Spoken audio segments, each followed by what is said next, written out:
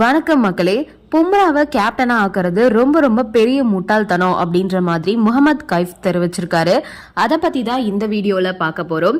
Border Gavaskar தொடர்ல Australia அணிக்கிட்ட India படுதோல்வி தழுவினாங்க. இந்த தொடர்ல கேப்டனா செயல்பட்ட ரோஹித் சர்மா பேட்டிங்ல மோசமா செயல்பட்டாரு. 5 இன்னிங்ஸ்ல விளையாடி மொத்தமாவே அவரு 31 ரன்கள் தான் சேர்த்திருக்காரு. இதனால ரோஹித் சர்மாவை 5வது டெஸ்ட் போட்டியில இருந்து இந்திய அணி நிர்வாகம் நீக்கி இருந்தாங்க. இந்த சூழ்நிலையில இந்திய அணி அடுத்ததா டெஸ்ட் போட்டியில வர ஜூன் மாசம் 20ஆம் தேதி இங்கிலாந்துல விளையாட போறாங்க. இங்கிலாந்துக்கு சுற்றுப்பயணம் மேற்கொள்ளும் இந்திய அணி அங்க 5 டெஸ்ட்ல விளையாட போறாங்க. இந்த தொடர்ல பும்ராவை கேப்டனா நியமிக்க பிசிசிஐ ஆலோசிச்சுட்டு வராங்களாமா. அதே மாதிரி கௌதம் கம்பீரும் பும்ராவையே கேப்டனா போடலாம் அப்படின்ற பிளான்ல தான் இருக்காராம். பும்ராவும் பாத்தீங்கன்னா என்கிட்ட டெஸ்ட் ஃபார்மேட்டை கொடுங்க, டெஸ்ட் ஆடதான் நான் ஆசைப்படுறேன் அப்படின்ற மாதிரி பும்ராவும் பொறுப்பை ஏத்துக்க தயாரா தான் இருக்காரு. அப்படிப்பட்ட சூழ்நிலையில முகமது கைஃப் என்ன சொல்றாரு அப்படின்னா, பும்ரா கிட்ட கேப்டன் பொறுப்பை கொடுக்கறது முட்டாள்தனம் அப்படின்னு சொல்லிருக்காரு. பிசிசிஐ மற்றும் கம்பீர் இந்த முடிவை கைவிடணும் அப்படின்னு வலியுறுத்தி இருக்காரு.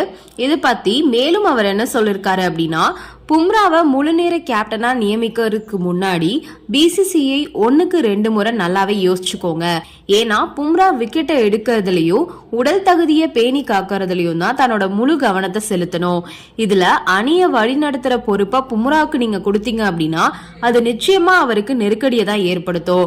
முக்கியமான சமயத்துல கேப்டனா அணியை வெற்றி பெற வைக்க வேண்டும் அப்படின்ற கூடுதல் உழைப்பை செலுத்துறதன் மூலமா காயம் ஏற்பட அதிகமா வாய்ப்பு இருக்கு. இதனால பும்ராவோட மிக பிரம்மாண்டமான கிரிக்கெட் வாழ்க்கை சீக்கிரமாவே முடிவுக்கு வரலாம்.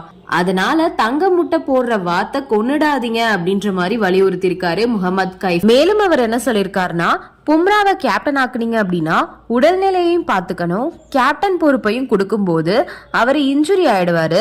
அப்போ பாதி தொடர்ல அவரால் ஆட முடியாம போயிடும். அப்போ பும்ரா ஆடல அப்படின்னா புது கேப்டன் உள்ள வருவாரு. இந்த மாதிரி 2 கேப்டன்கள் மாறி மாறி வர்றது இந்திய அணிக்கு தான் ஆபத்து. அதனால பும்ராவுக்கு கேப்டன் பொறுப்பு கொடுக்க கூடாது.